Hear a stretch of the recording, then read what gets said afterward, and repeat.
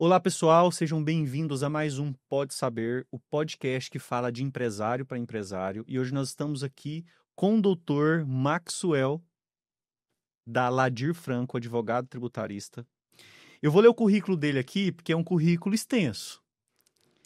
Ele que é Maxwell Ladir Vieira, formado pela Universidade Federal de Uberlândia, especialista em Direito Tributário pelo IBET, e em processo civil pela UFO, bem como em gestão de escritórios de advocacia pela Fordham Law School de Nova York, ó, internacional. Pois é. É advogado com ênfase em direito tributário e societário, professor de graduação em direito tributário por 14 anos e de pós-graduação em matérias de direito tributário. Foi presidente da Comissão de Direito Tributário da OAB de Uberlândia de 2005 a 2009 e é membro titular do Conselho Municipal de Contribuintes em seu segundo mandato. Coautor do livro sobre governança corporativa para pequenas e médias empresas pela editora LTR e de vários artigos jurídicos, colunas em sites e de uma newsletter sobre a reforma tributária chamada Tributário em Reforma. Escolhido como advogado do ano em Direito Tributário pela OAB de Uberlândia, junto à Câmara de Vereadores de Uberlândia em 2013, e como advogado referência em Direito Tributário no Brasil pela prestigiada publicação internacional Latin Lawyer. É um certificado internacional aqui, topíssimo. Gente, o currículo desse cara é especial, é grande, mas eu queria falar que o Maxwell, ele é filho de Deus, ele é cristão, ele é um homem de legado, um advogado especialista tributário na Ladir Franco Ribeiro Advogados. E é um prazer imenso recebê-lo aqui hoje para a gente falar desse tema que será uma avalanche de transformação para o seu negócio, a reforma tributária. Eu sou o Luiz Fernando, da Saber Contábil, estamos aqui no Pode Saber para levar informação para você. Doutor Maxwell, que currículo, hein? De peso. Amigo, eu vejo que, na verdade, isso é o peso da experiência, né? Assim, a gente já caminha há mais de 2 décadas aí com o direito tributário e é natural que a gente caminhe, mas eu não, sem qualquer hipocrisia, isso para mim é papel, né? O que vale é o resultado que a gente traz aos nossos clientes, né? Como, por exemplo, essa questão da Latin Lawyer que você comentou. Foi uma surpresa muito grande, porque isso independe de qualquer gestão nossa, né? Isso aí é um voto dado por clientes numa análise feita por uma publicação que nem brasileira é, né? Uau. Então é bem bacana. E a gente tem como premissa, né? Acho que todo mundo tem um propósito. E o meu propósito profissional é democratizar o acesso a esse mundo que parece tão, tão complexo, que é o mundo do direito tributário, mas que, na verdade, impacta na vida de qualquer cidadão. A partir do momento em que o cidadão nasce, ou até antes de nascer, até o momento pós-morte dele, ele paga tributos, ou ele gera tributos. A partir do momento que eu compro uma água, ou um copo, uma roupa, enfim, que eu consuma algo, eu pago um tributo. E as pessoas não entendem que quanto maior a carga tributária, mais caro aquele produto vai ficar. Então nós estamos falando de dignidade da pessoa humana. Nas minhas aulas e palestras que eu falo, né, eu costumo contar a seguinte história. Existe um feriado no Brasil, em 21 de abril, que é comemorada a Inconfidência Mineira. E o que foi a Inconfidência Mineira? A Inconfidência Mineira foi um movimento revolucionário para separar o Brasil, ou melhor, para tornar o Brasil independente de Portugal, e cujo o objeto ou motivador dessa revolução foi, na verdade, um imposto, que era o quinto, que era 20% do ouro produzido no Brasil.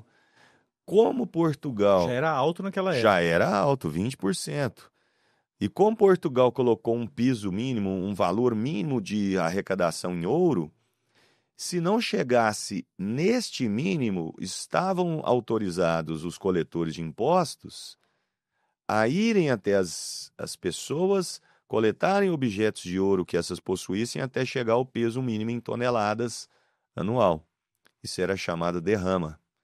Daí surgiu, na época, a expressão 1/5 dos infernos. Hoje nós vivemos 2/5 dos infernos.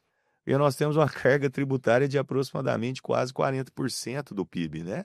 E o governo nem vai na nossa casa para buscar. Tá Não. tudo já direto no que pagamos. Hoje a tecnologia facilitou a vida, né? Então a fiscalização presencial praticamente ela não ocorre mais, né?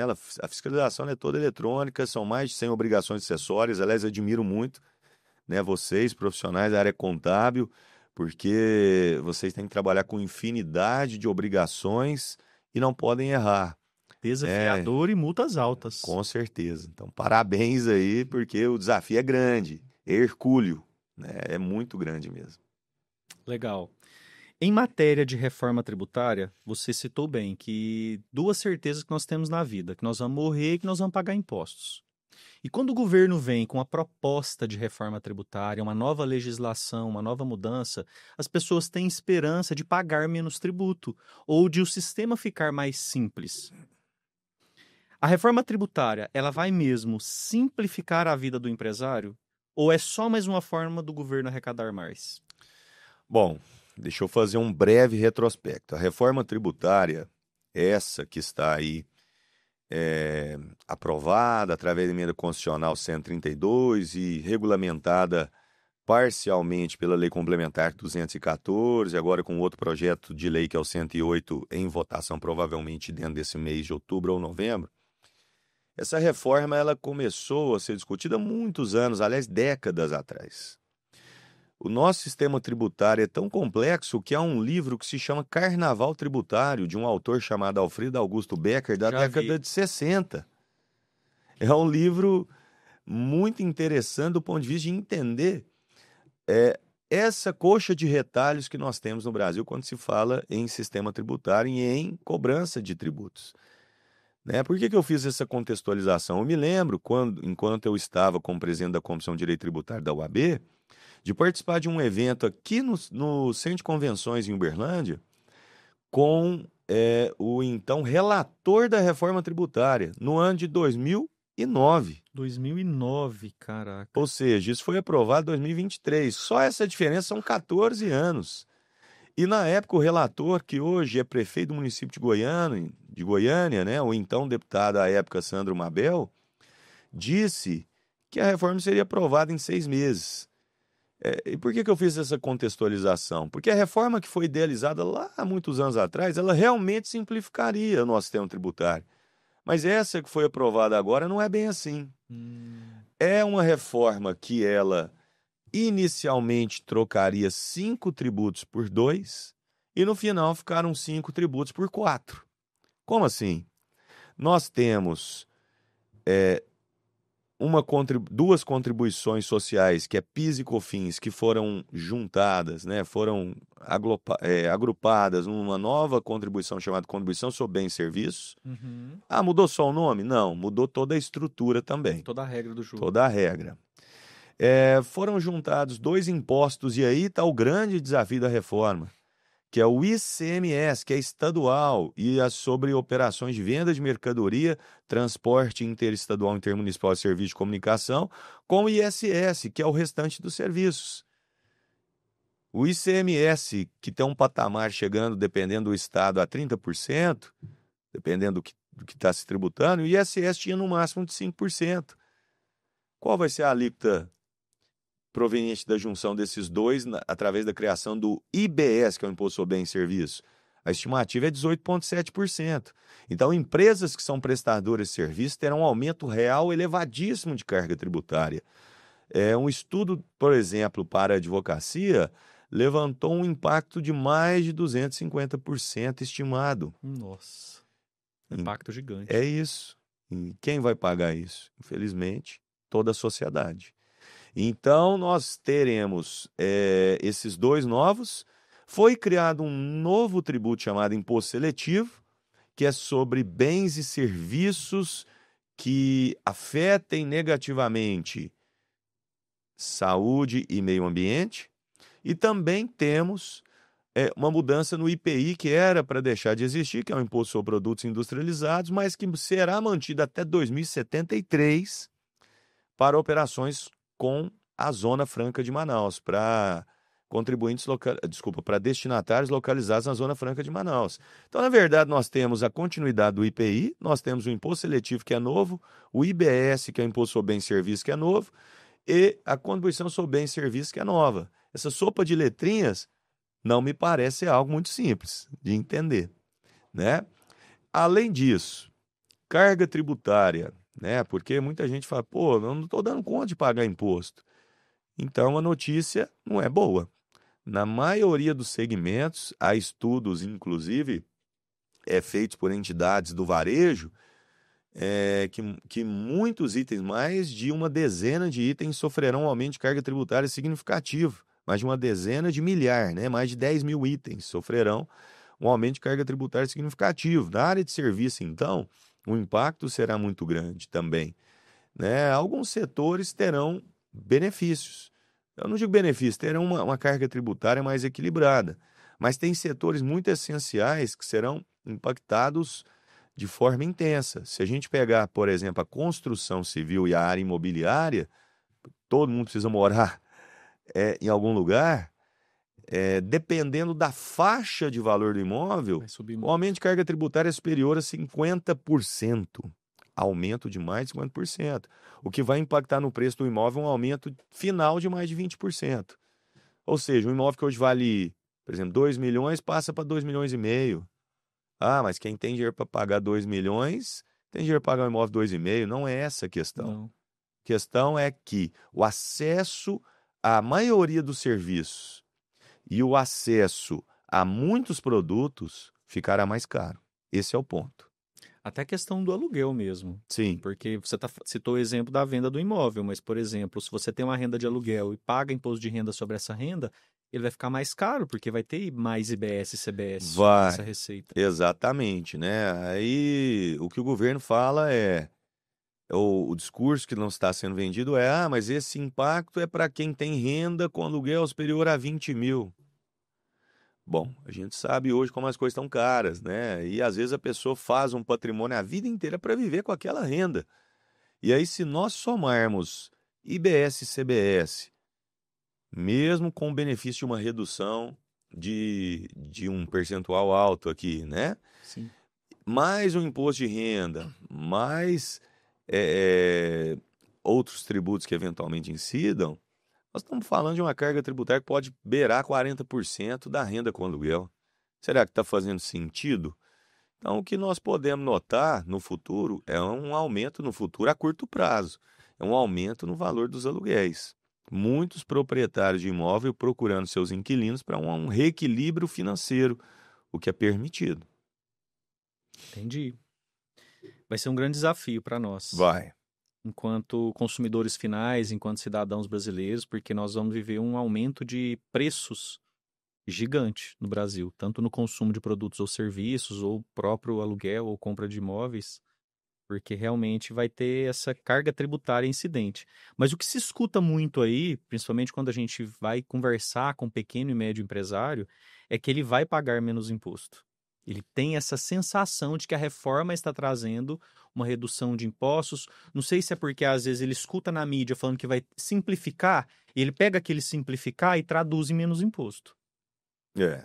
Eu tenho até feito um café tributário com os nossos clientes para explicar o seguinte, gente, a gente não estaria aqui, eu e o Dr. Maxwell, falando de reforma tributária, porque não haveria necessidade.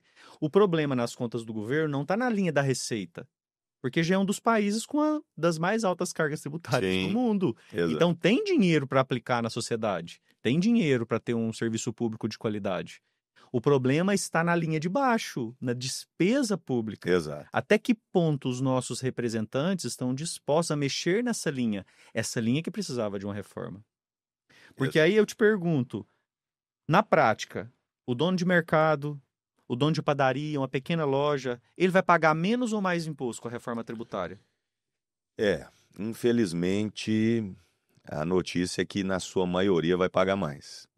Né? Por exemplo, recentemente eu falei sobre esse tema com foco em bares e restaurantes. Qual é o problema? Eu sou Simples Nacional. Simples Nacional, ele vai ter duas formas de recolher. Ou esses novos tributos vão tudo englobado, como é hoje, né? Vai ser tudo junto e misturado ali numa guia única e não dá direito a um crédito para quem lhe adquirir, ou eu vou poder escolher pagar separado CBS e IBS, ou seja, o Simples não vai, que já não é simples, vai ficar menos ainda simples, né? Porque eu vou ter imposto de renda, contribuição sobre lucro e alguns outros tributos sendo apurados dentro da guia do Simples e CBS e IBS fora.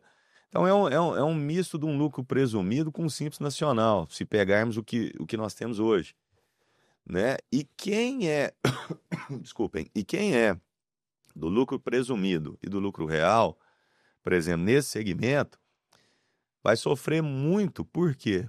Porque o lucro presumido vai deixar de existir para fins de impostos sobre consumo, né? Vai continuar no imposto de renda, contribuição sobre lucro, mas como PIS e COFINS vão deixar de existir ICMS ou ISS, vão ser substituídos por IBS e CBS, vai passar a ser débito e crédito.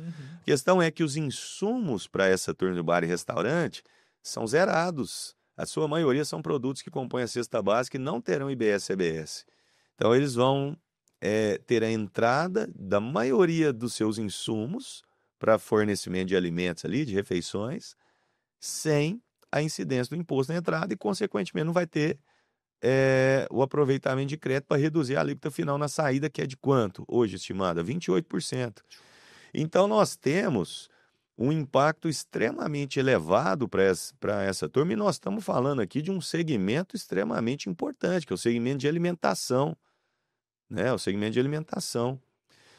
Se para esse segmento nós vamos ter um impacto, imagina para outros, então, que não sejam importantes, mas que trabalhem não diretamente com alimentação ou moradia, porque nós demos o exemplo aqui de alimentação e de moradia, que haverá um aumento de carga tributária. O que nós vemos, infelizmente, é uma desinformação, né, da população, né? Eu já tive oportunidade de falar sobre isso em alguns programas, né, algumas entrevistas, e o que a gente vê é uma desinformação total das pessoas, e não por culpa delas, porque há uma mensagem que está sendo transmitida de que, olha, reforma tributária é bom para você. Bom. Vamos começar a observar, especialmente a partir de 2027. E aí nós vamos sentir no bolso todo mundo. A reflexão é bom para quem? É bom para quem, né? Porque para a população em geral, nós vamos viver momentos muito difíceis.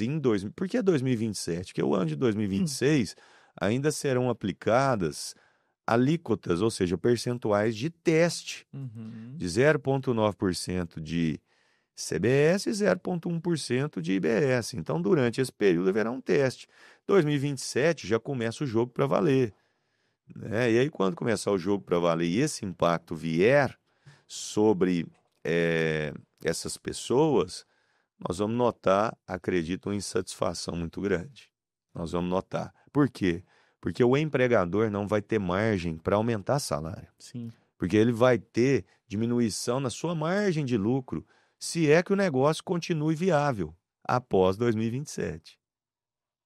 Esse é um desafio que nós teremos de enfrentar. A aclimatação de consumo, que provavelmente deve se reduzir, pelo menos no período inicial da reforma, versus preço versus remuneração do funcionário, né? São desafios que já têm que ser pensados aí pelas empresas e até no sentido de formação de um caixa para suportar esse período inicial da reforma tributária quando o jogo começar para valer. Eu fico imaginando, a gente está vendo muitos movimentos na mídia, no YouTube, de empresários contra trabalhadores, tipo um jogo, Sim. mas para trazer essa reflexão, porque se a gente pega, por exemplo, as políticas públicas, o governo, ele quer trazer esse embate entre trabalhador, CLT, com o empresário, e o jogo não é esse. Não. O jogo é que o Estado não está fazendo o dever dele. Exato. Porque essa análise é importante. Por exemplo, 2027 nós vamos ter uma alta carga tributária no Brasil, já com o CBS valendo 100%, já com Imposto o seletivo. Exato. com o split payment, com a incidência na área imobiliária, e isso vai ser um sufoco para o empresário, mas também para a população e consumidor final. Vai. Porque o consumidor final, ele não tem essa noção de que ele vai no supermercado, compra uma água, e nessa água, boa parte é imposto. Ele não está vendo isso. Isso não está Exato. claro para ele. Não está. E vai aumentar o preço. Igual você falou, não necessariamente o salário mínimo, a renda das pessoas vai aumentar na mesma proporção. Então, o empresário ele vai ter o desafio para gerir tudo isso. Às vezes até melhor por conta de uma concorrência mais leal, onde quem sonega vai ter mais dificuldades ou nem vai conseguir sonegar dependendo da atividade dele. Sim. Mas isso vai trazer um grande desafio. Diante disso, fala um pouquinho para nós sobre o split payment. O governo, então, ele vai tirar o imposto na hora da venda, certo? Antes do dinheiro cair na conta. Isso não vai quebrar o pequeno empresário se ele não tiver um fluxo de caixa?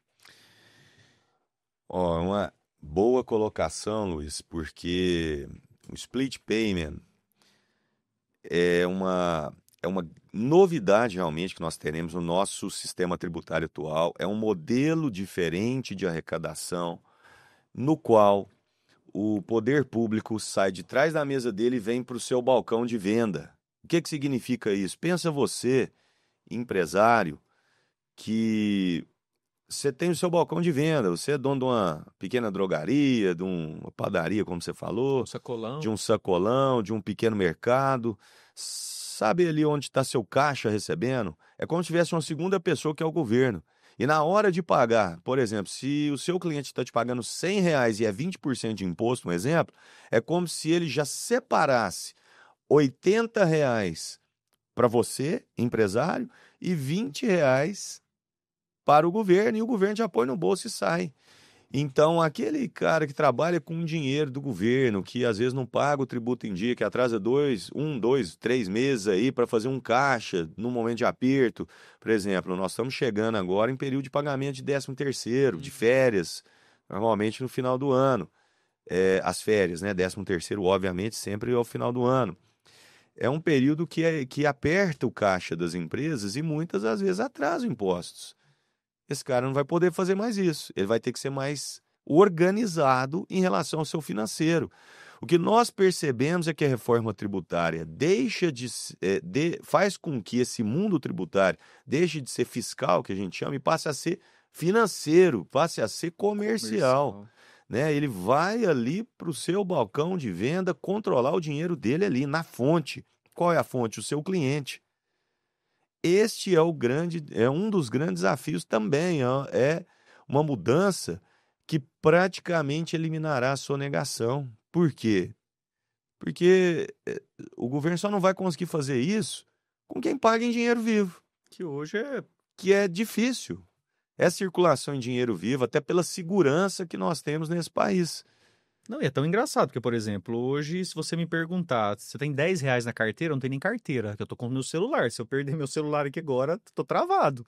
É isso Porque mesmo. o cartão de crédito tá aqui, o Pix tá aqui, o banco tá aqui. Tá Tá tudo, aqui. né? A sua identidade, Tá sua tudo aqui, carteira de documento. motorista, documento do carro, é E verdade. nós estamos numa tecnologia tão rápida. Ontem eu fiz a renovação da minha CNH, 2 horas da tarde, estava agendado, eu fui na clínica, fiz o exame. Aí vai chegar o documento físico para mim por correio, mas eu recebi um e-mail, 14 horas. Eu recebi um e-mail 19 horas falando que a minha CNH digital já estava disponível no aplicativo. Olha, que isso. No mesmo dia. Que velocidade. Agora imagina o poder do fisco com essa nova tecnologia para cobrar os impostos. Hoje o Brasil, quando a gente fala de tecnologia, o Brasil é líder, é ponta, tecnologia de ponta no mundo, né? A tecnologia do fisco brasileiro, ou seja, da Receita Federal principalmente, ela se equipara às melhores tecnologias do mundo, né? E nisso nós somos muito bons, em arrecadar imposto. Você tocou num ponto importante, né? Se fala muito em despesa pública, mas não se fala em reforma administrativa, né? Que seria a grande reforma. A reforma do judiciário, que seria uma outra reforma, já foi dito aí foi noticiado nos jornais que um dos ministros, né, do Supremo Tribunal Federal disse que não aceitaria uma reforma do judiciário porque seria supostamente inconstitucional. Enfim, O que nós vemos é o seguinte, gente, não vai ter como. Nós vamos ter que pagar a conta do aumento do Estado brasileiro. Nós estamos remando na contramão daquilo que é, primeiro, a boa gestão da coisa pública. Segundo, do que o resto do mundo está fazendo. Por exemplo, nós vimos a aprovação que não é esta reforma tributária sobre consumo, mas que impacta também, é uma forma de reforma, é um modelo de reforma, sobre a questão da mudança que foi aprovada no Senado para ir agora de novo para votação na Câmara, do aumento do imposto de renda para os chamados super ricos. O governo está tributando no mínimo 10% sobre resultados, renda obtida pelo chamado super rico, que é o que ganha 50 mil ou mais por mês, inclusive com distribuição de lucro. Se você pensar que uma empresa já é tributada em 34% do seu lucro, somando os 10% que ela distribuir para o sócio, nós estamos falando em 44% sobre o lucro, gente. E essa empresa já foi tributada também sobre o faturamento. Então, o empresário precisa ter a noção de que ele é tributado quando ele vende um produto ou serviço. Quando ele lucra. Se ele lucrar, ele é tributado sobre o lucro e ele é tributado pelos funcionários que ele mantém para fazer isso aqui rodar.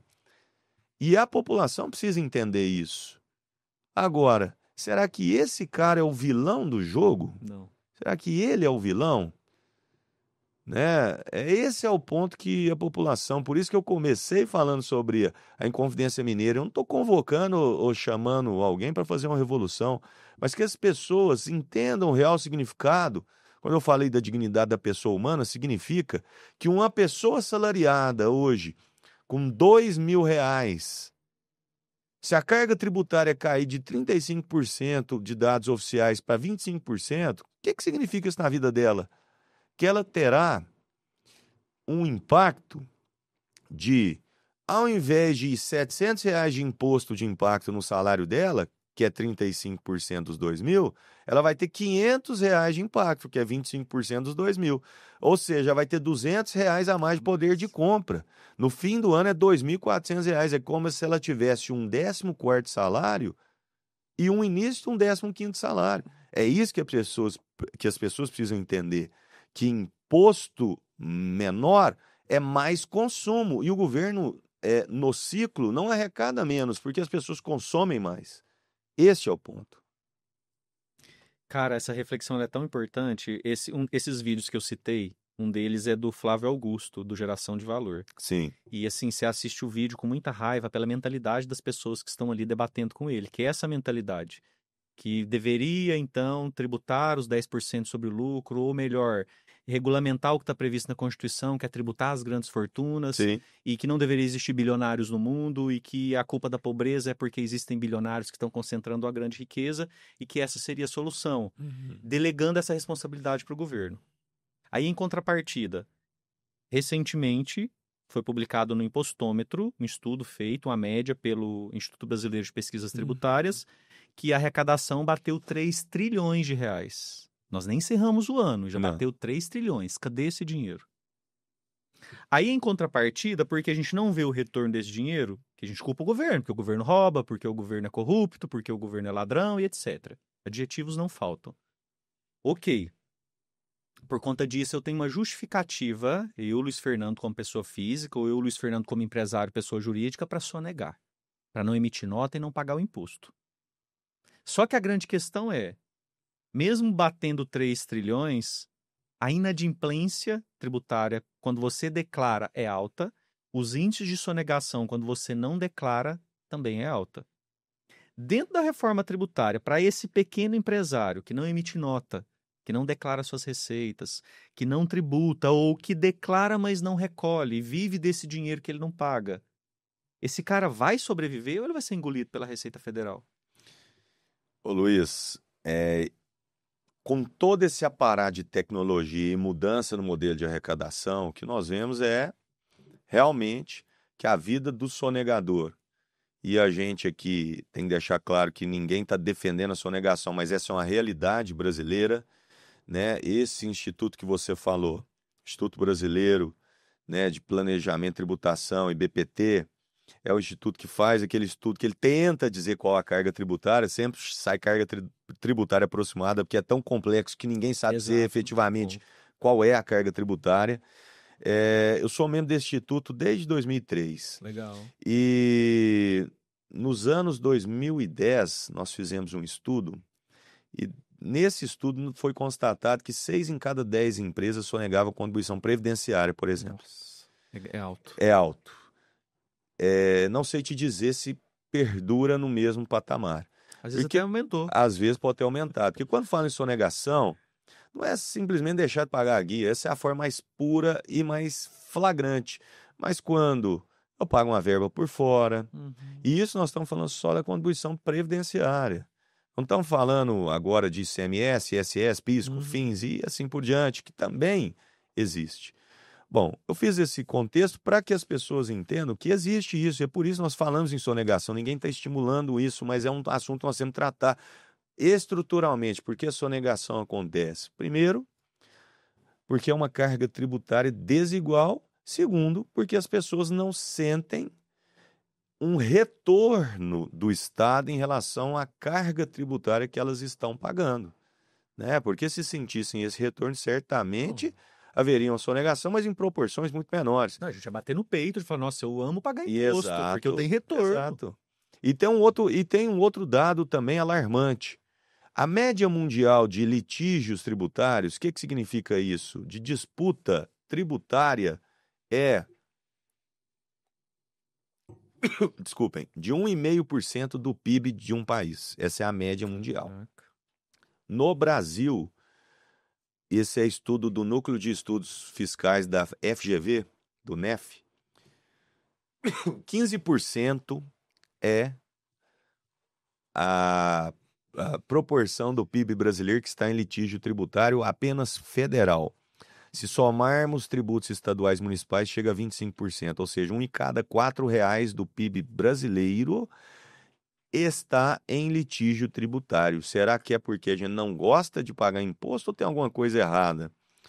Né? Então, essa reflexão tem que ser feita porque tanta gente está discutindo um tributo, que são leis mal feitas, são leis que trazem tributos que deixam brechas, que não criam regras claras, que tributam situações que não poderiam ser tributadas ou numa proporção acima do razoável, né? O que é o princípio da razoabilidade? É uma tradução jurídica para o que na vida do dia a dia a gente chama de bom senso.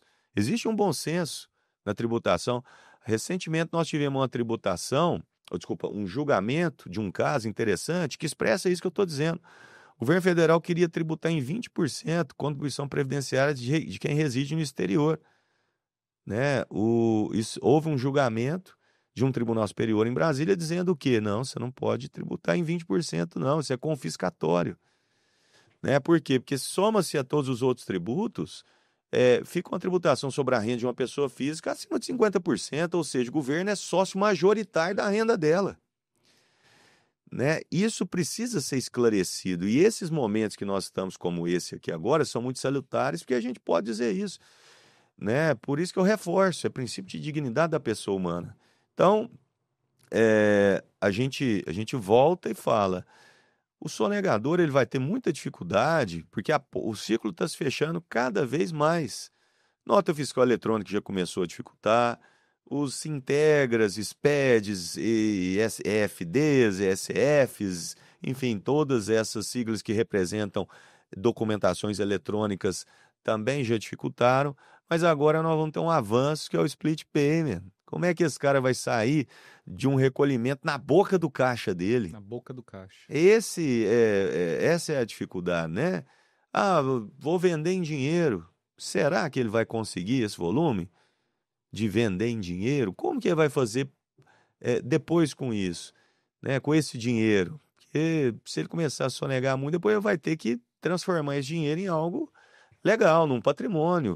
Então nós vamos ter muita dificuldade para esse cara aí.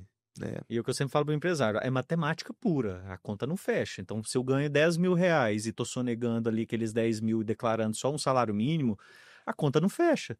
Porque você vai pagar um cartão de crédito. Todo mundo tem cartão de crédito. A Receita já sabe. Sim. Você vai lá e compra uma mercadoria e emite a nota fiscal. Já está lá no seu CPF. Você vai lá no e-commerce. Todo o cadastro de e-commerce, compra pela internet, você vai ter que colocar seu CPF ali. Você não tem opção. Hoje até pontuação de milhas de cartão de crédito a Receita Federal está pedindo, né, para as empresas que fazem esse tipo de gestão, como uma Esfera, como um Livelo, como a Latam Pass, né, como o Smiles, que é da Gol, o Tudo Azul, da Azul, enfim, todas essas ferramentas, né? E aí você vê gurus falando, compra criptoativos e tal, cara. Difícil, né? Em algum momento da vida você vai ter que transformar isso numa moeda física, Sim.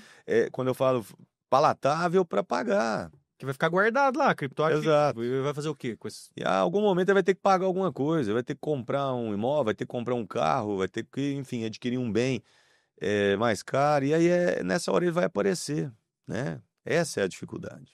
Inclusive, até na área imobiliária, agora, com a reforma, criaram um novo cadastro, né, o CPF dos imóveis, que é o cadastro do CIB, onde que vai ter ali uma junção, uma única plataforma onde prefeitura, cartório, Receita Federal vão ter acesso. Sim. Então, com isso também vai reduzir bastante a sonegação, com rendas de aluguel não declaradas, que é gigante, e também com vendas de imóveis, porque tem muitas pessoas que apuram ganho de capital e não pagam imposto de renda. Perfeito. Isso aí. Concordo com você. Muito bom. Levando um pouquinho agora para a dificuldade de adaptação da reforma tributária para a questão estadual. Porque a gente vê aquele empresário que trabalha com e-commerce, que atua em vários estados, ou tem filiais em vários estados do Brasil, tem uma certa dificuldade para lidar com o ICMS. Porque as barreiras geográficas dos estados é um grande desafio para o ICMS. Com a reforma tributária, o ICMS vai acabar 2032, 2033, 100% IBS, se seguir o cronograma. Ok. Então vai ser o fim dessa guerra fiscal entre os estados. Mas na prática, os estados vão continuar brigando por arrecadação ou eles vão dar um jeitinho ali e não vai ser impedido e realmente acabou essa guerra fiscal entre os estados? Posso vender para o Brasil todo uma única tributação de IBS, não tem substituição tributária, não tem diferencial de alíquota, vai ser lindo na prática. Ô Luiz, algumas coisas realmente, nesse ponto de vista do ICMS, falando agora muito focado no ICMS, são melhores com a reforma tributária, né? Quando a Lei Complementar 214 ainda era o projeto de Lei 68, no Senado tentaram introduzir esse jabuti aí chamado substituição tributária de volta. Mas houve, graças a Deus, uma lucidez na Câmara Sim. quando o projeto voltou. E tiraram, e não há ainda, né? Pode ser que futuramente venha uma lei, mas dentro do atual cenário, previsão para a existência de substituição tributária, previsão para a existência de diferencial de alíquota, até porque a mudança, uma mudança muito importante foi o local de recolhimento do IBS. Porque o ICMS hoje ele é pago na origem. E isso gera as guerras fiscais hoje. Ele passará a ser no destino. E não tem jeito de eu mudar o consumidor do local dele, né? Eu falo, o consumidor, ele vai passar a... Eu estou sediado aqui, por exemplo, em Uberlândia, mas eu sou consumidor em Goiás. Não, Goiás não pode me dar um incentivo fiscal ali para eu ser consumidor lá. Então, enfim... para onde houver a emissão do destino da mercadoria ou do serviço, é que será recolhido o IBS.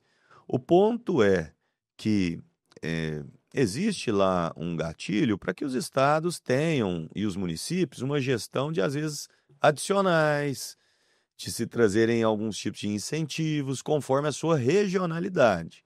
Pode ser que isso aconteça, né? No futuro de estados quererem trazer adicionais ao IBS, ou municípios adicionais ao IBS em relação ao ISS. Mas acredito que nesse ponto foi um ponto de melhoria. Mas o que vai gerar então de... existe algum tipo de concorrência? O que nós vamos observar é que os estados que são destinatários de mercadorias...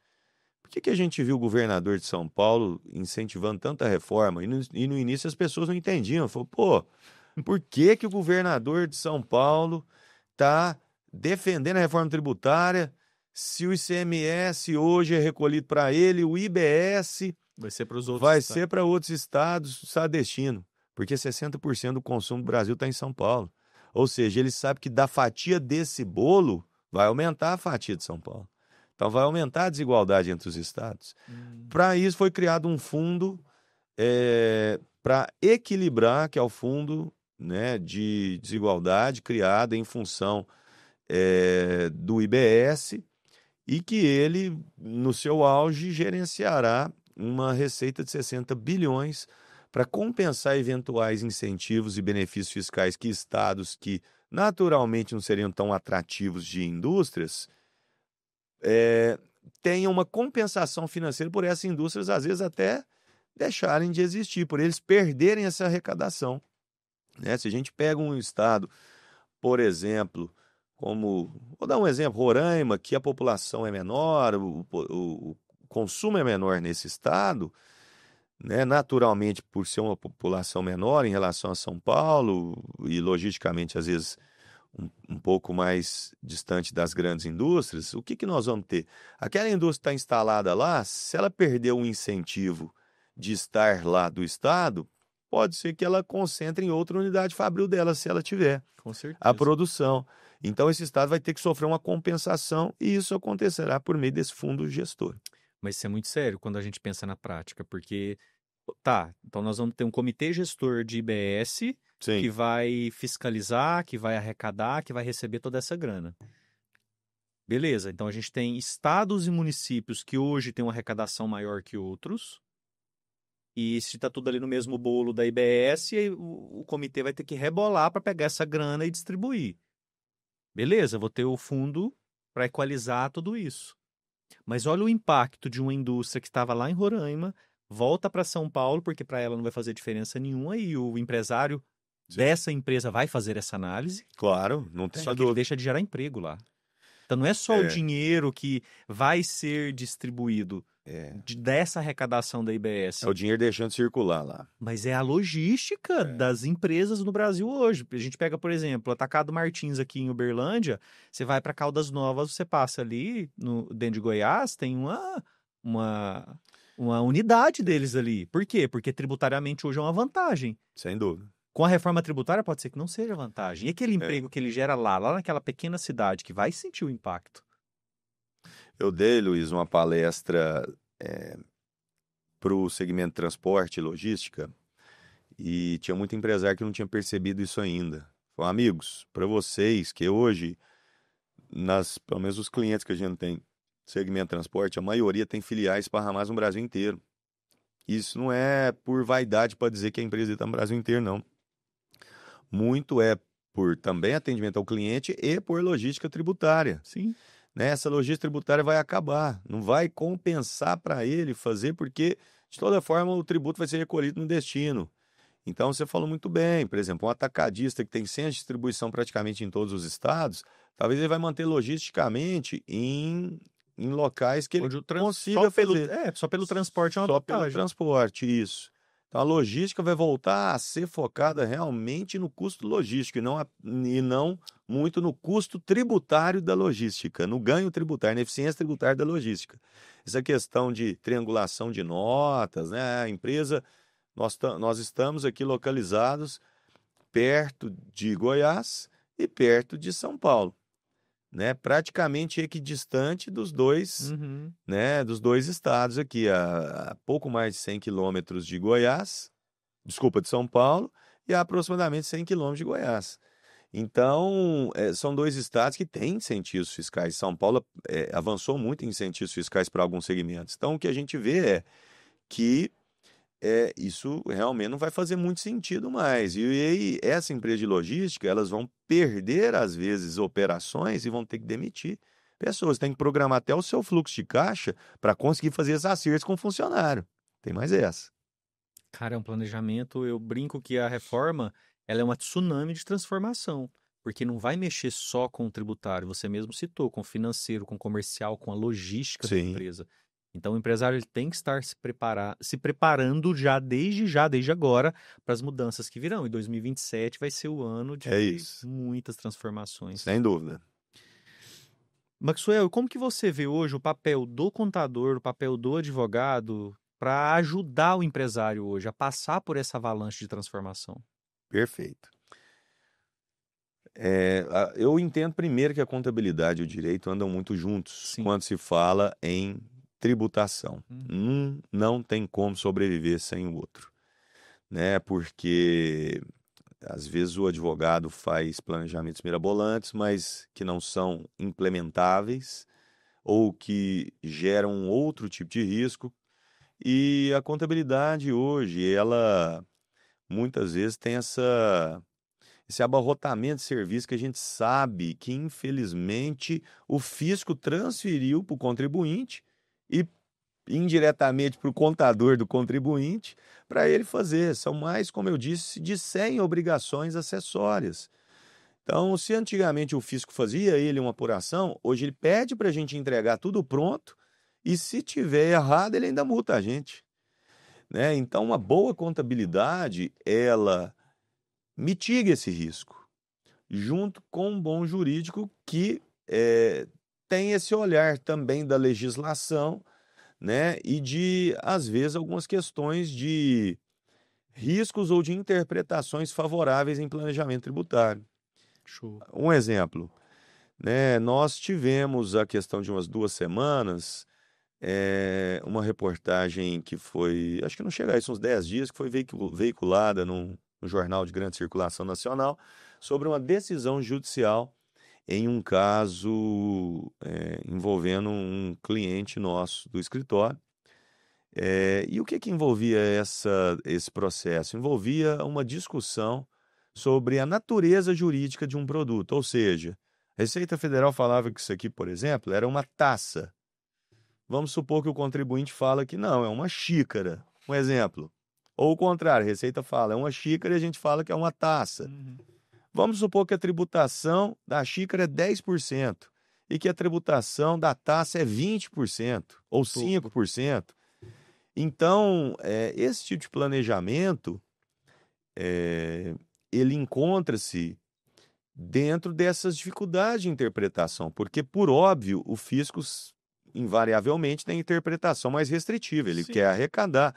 Ali chama Receita Federal, não chama despesa federal. Com certeza. O intuito dele é arrecadar, né? E o nosso papel é o papel de gerar uma conformidade tributária ao contribuinte, né? Um papel sobremaneira do contador, né? E também do jurídico para analisar a legalidade e os dois juntos para ver oportunidades tributárias e a operacionalidade dessas oportunidades.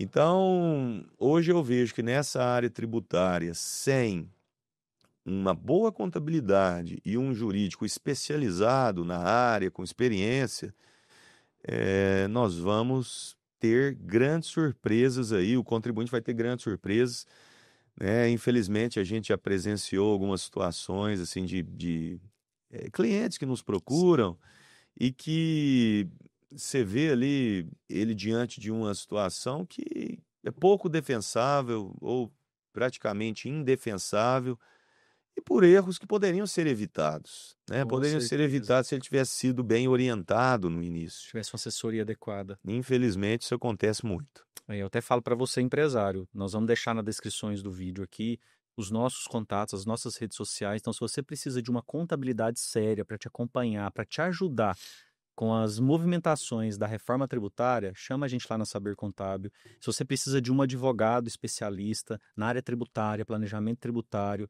contrata lá o Dr. Maxwell, da Ladir Franco Ribeiro, com toda a expertise que vai te ajudar a enfrentar todos os desafios que a reforma trará, porque você vai precisar, principalmente nesse período de transição, inicia-se o ano que vem, período teste, 2027, muitas mudanças, até 2032, com uma loucura, que a gente vai viver uma loucura no Brasil, principalmente nós profissionais dessa área, junto com você, empresário. Então você precisa da gente para te ajudar.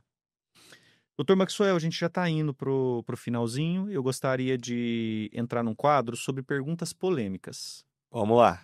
Aí eu vou te fazer algumas perguntas. Se você puder resumir elas de forma mais sucinta Claro, possível, vamos lá. como são polêmicas, senão a gente entrar aqui vai ser um podcast para cada pergunta. Perfeito. Primeiro, a reforma tributária, ela é um presente para o empresário ou um golpe disfarçado? Olha, eu vejo que ela não é um presente, eu não sei se eu poderia chamar de golpe, mas talvez seja o cavalo de Troia, né? Para quem conhece a história do cavalo de Troia, é aquele presente dado pelos troianos aos gregos, mas que na prática representou algo muito ruim, né? Então, acho que é o cavalo de Troia que foi colocado aí com a ideia de economia e simplificação, mas que vai aumentar para muita gente a carga tributária e não vai simplificar tanto quanto está sendo vendido. Show, bem, bem definido. Quem não se preparar agora pode literalmente quebrar? Pode. E eu arrisco dizer que quebrará quem não se preparar. Primeiro, porque as obrigações acessórias novas são muitas. A partir de 5 de janeiro, por exemplo, se eu não tiver adequado a várias mudanças que já foram criadas, que já estão em teste por algumas empresas, eu vou ser impedido de emitir nota fiscal, para começar por aí, decidir fazer um faturamento, que é o meio de eu receber. Então começa por aí, né? E além disso, nós temos essas outras ferramentas, split payment, que é essa forma do fisco ir lá e buscar direto com o meu cliente que está me pagando a parte dele. Então vai impedir aquele que sonega ou aquele que atrasa o pagamento do tributo. Ele não vai poder mais usar o tributo como caixa, como fluxo de caixa para ele. Esse ponto que você citou é muito importante. Você, empresário, fique ligado e atento. Nós estamos em outubro de 2025. Janeiro está aí batendo na sua porta e a sua empresa pode parar, porque você vai estar impedido de emitir nota fiscal, porque ela vai ser rejeitada se você não estiver adequado. Então você precisa adequar o seu sistema hoje. Hoje, já fazer teste hoje. Já chamar o seu contador, o seu advogado hoje, para se preparar e a sua empresa não fechar as portas lá em janeiro, porque vai ficar impedida de emitir nota fiscal. É isso aí. Muito boa. O senhor acha que a reforma é uma vitória da sociedade ou da política? Olha, eu não acredito que a sociedade ela clama por uma redução e simplificação da carga tributária.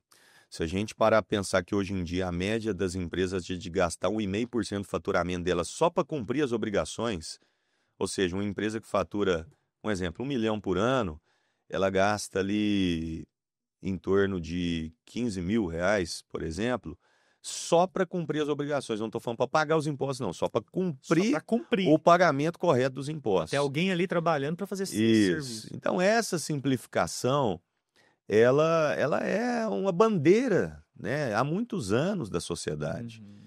Mas, quando a gente fala do que foi entregue, foi muito diferente, né? O que foi entregue, na verdade, foi um cheque em branco para que se aumente a arrecadação e com esse aumento de arrecadação se aumente a despesa pública. Ou se justifique um déficit que hoje nós estamos vivendo entre receita e despesa pública. Se chegue num equilíbrio não por um ajuste na despesa pública, mas por colocar a mão no nosso bolso e pegar um pouquinho mais dentro da nossa carteira. É isso que vai acontecer. Legal. Eu fico imaginando, assim, às vezes eu sonho algumas utopias. Eu fico imaginando um mundo pós-reforma, lá em 2033, 2035, com já esse avanço da tecnologia, da inteligência Sim, artificial, a nossa profissão, contador, advogado, como que será isso na prática? Porque eu me lembro da primeira aula de ciências contábeis, quando eu entrei na faculdade, eu até falo isso para os meus clientes, porque eles me pagam para trabalhar para o fisco e não para eles. E quando eu fui lá na primeira aula, estava escrito lá no quadro: objetivo da contabilidade, produzir informações úteis para tomada de decisão. Por isso que existe essa ciência, sim. não é para emitir guia. Então eu fico imaginando o mundo pós-reforma, com a tecnologia, com o avanço da economia, como que será a nossa profissão? Porque eu vou deixar de ser emissor de guia Exato. e vou passar a viver o objetivo que é a minha ciência, que é ajudar o empresário, que é É, transformar a vida dele. é E verdade. eu sonho com esse dia. Eu sonho com o split payment, porque ele vai me dar essa facilidade. O caminho fácil vai deixar de existir ou ficar muito difícil de ser alcançado. Esse caminho fácil que alguns empresários buscam, né? infelizmente, para eles. E para nós vai valorizar o trabalho de quem é sério, de quem busca esse aprofundamento, de quem busca realmente entregar um serviço com um diferencial de busca de eficiência, né? Busca de eficiência tributária, de apoio numa tomada de decisões estratégica, né? E não apenas um trabalho, como você bem definiu, de emissão de guias ou de tomada de caminhos não comuns que não são os corretos, né? Com certeza. Se você tivesse que resumir a reforma em uma frase para o pequeno empresário, aquele dono de bar, de padaria, qual seria?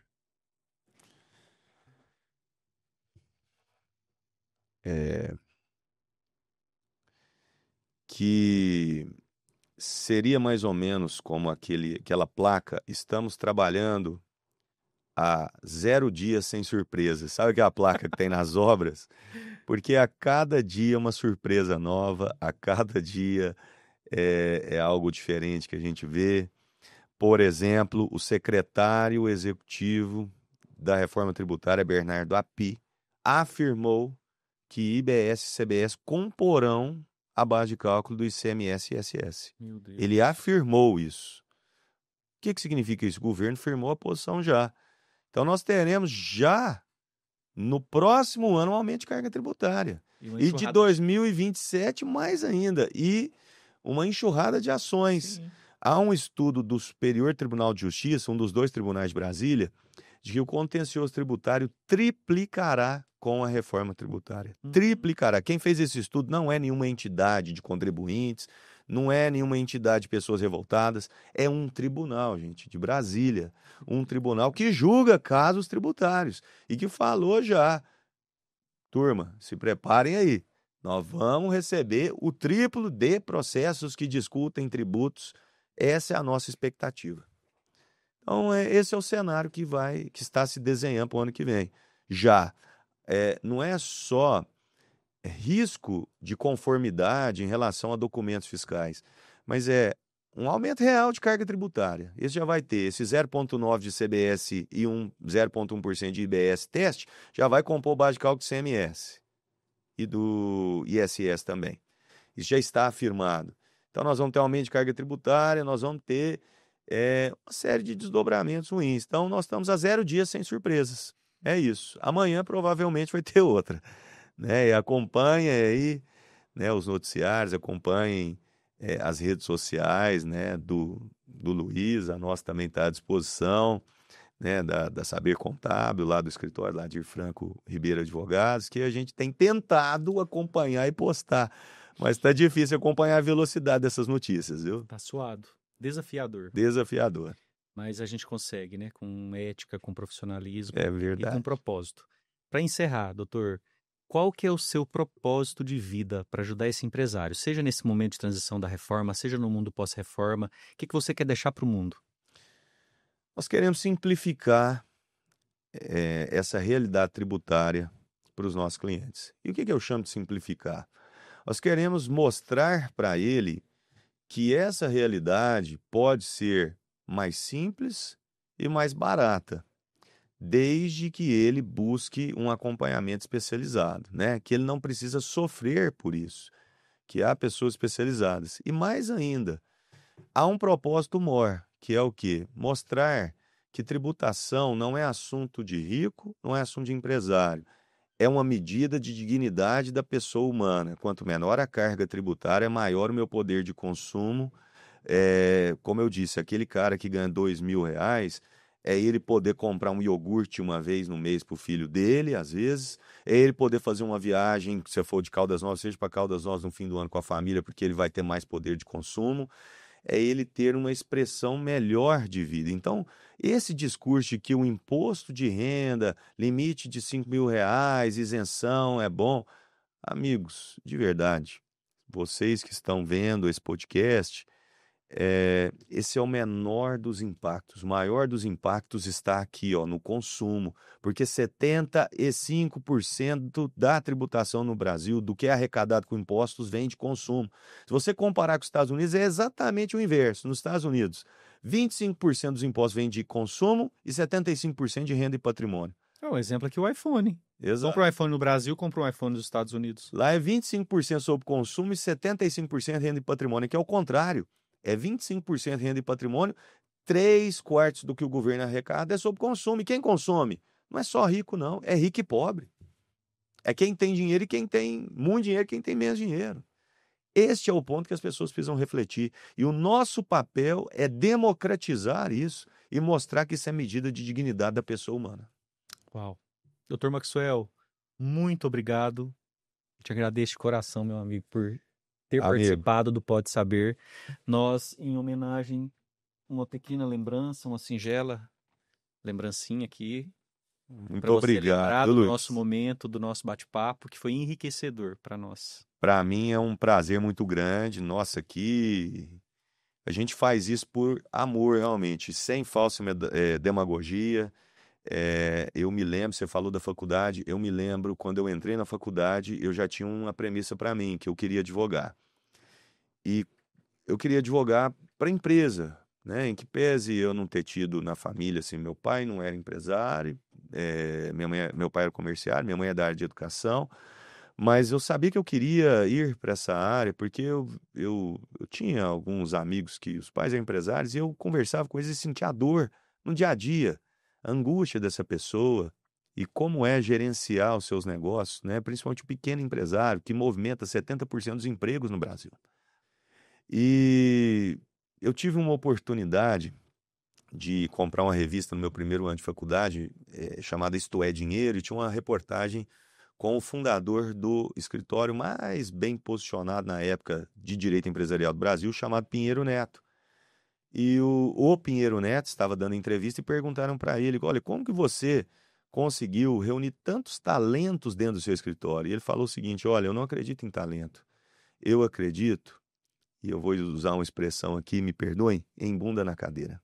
Eu acredito em esforço, eu acredito em trabalho, e isso constrói o talento. E é aquilo que nós acreditamos.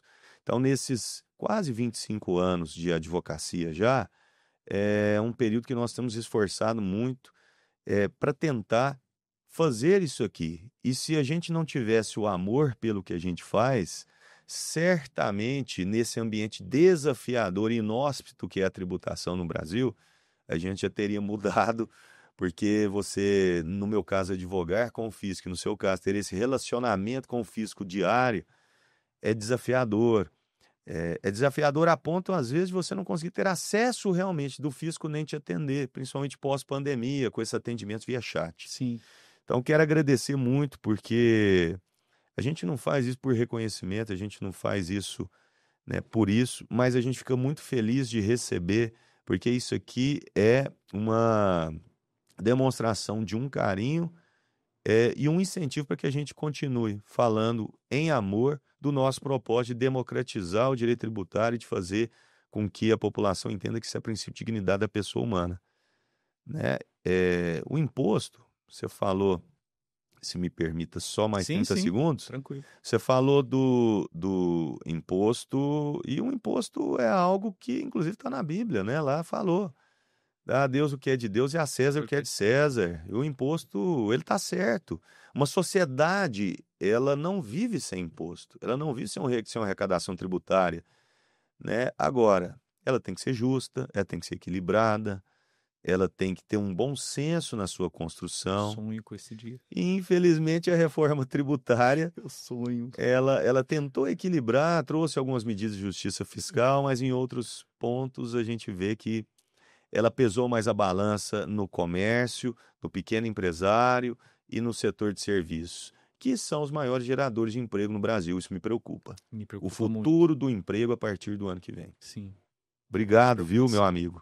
Vou degustar com muito prazer e lembrar desse momento ímpar aqui. Obrigado pelo Com convite. muito carinho, muito obrigado por fazer parte do nosso Pode Saber. Nós vamos deixar então as nossas redes sociais, o site da empresa de advocacia, as redes sociais de vocês. Curtem, compartilhem, sigam, se inscrevem no canal. Compartilhe esse vídeo com outros empresários, com pessoas, com cidadãos que precisam entender esse assunto sobre tributação, que é tão importante e como o próprio advogado disse, é a dignidade do ser humano. Pessoal, muito obrigado, um forte abraço, até o próximo episódio.